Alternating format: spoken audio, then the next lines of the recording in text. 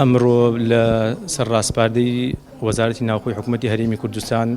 بە سەرپەرشتی بەڕێز سەرپەرشتیاری ئیداری گەرمیان نووسینگەی بەرەنگاربوونەوەی بازرگانیکردن بە مرۆڤ لە گەرمیان کرایەوە دوای ئەوەی وەزارەتی ناوخۆی حکوومەتی هەرێم بەڕێوەبەرایەتی گشتی دیوان هەستا بە دروستکردنی بەڕێوەبەرایەتی بەرەنگاربوونەوەی بازرگانیکردن بە مرۆڤ و 6 نووسینگەی هەیە لە پارێزگاکان و ئیدارەکانی هەرێمی کوردستان. ئەمڕۆ نووسینگەی گەرمیان بە شێوەیەکی ڕسمی کرایەوە. ئەرکی ئێمەش تایبەتە بە پاراستنی قوربانیانی بەرەنگاربوونەوەی بازرگانی ئەو کەسانی کە بازرگانیان پێکراوە بازرگانی بە مرۆڤ و ئێمە ڕوبەڕووی دادگایەکەینەوە و لە ئایندە هۆبەی هۆشیاریمان هەیە، هۆشیاری لە ڕێگای پەروەردە و لە ڕێگای ئەوقاف و ڕێکخراوەکانی کۆمەڵگەی مەدەنی ئەماهەنگیمانە بێت بۆ هۆشیارکردنەوەی خەڵکی بۆ ئاگاداربوون لەم جۆرە تاوانە و ئەو کەسانی کە بن بە قوربانی بازرگانی بە مرۆڤ و دوای ئەوەی کە بە شێوەی هۆشیاری هۆبەی بەدواداچوونیشمانێ بەدواداچوونەکەین بۆ ئەو کەسانی ئەو کەس و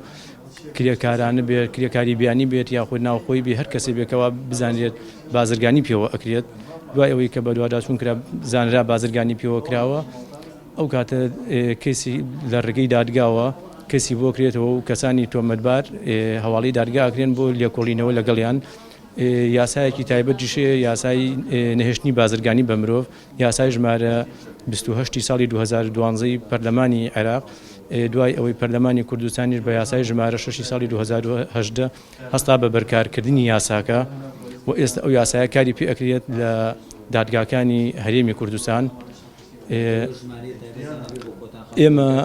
ئێمە لە کاتی ئێستا ژمارەمان هەیە و ئیمێڵیشمان هەیە ئەو کەسانی کە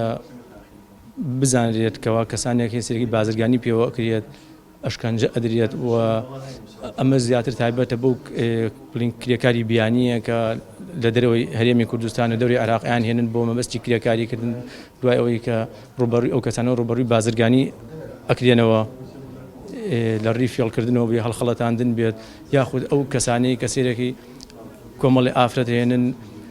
دەشفرۆشیان پێ ئەکەن بە مەبەستی پارەوەرگرتن ئەو کەسانە ڕوبەڕووی دادگاکرێن و ئەو مناڵانشی کە هەنێکی ئاینتین سواڵیان پێەکەن و مناڵانە بنە قوربانی بەبێ یاساکە ئەوانشی کە هێنن بۆ مەبەستی سوالکردن ئەوانە ڕوبەڕووی دادگا ئەکرێنەوە.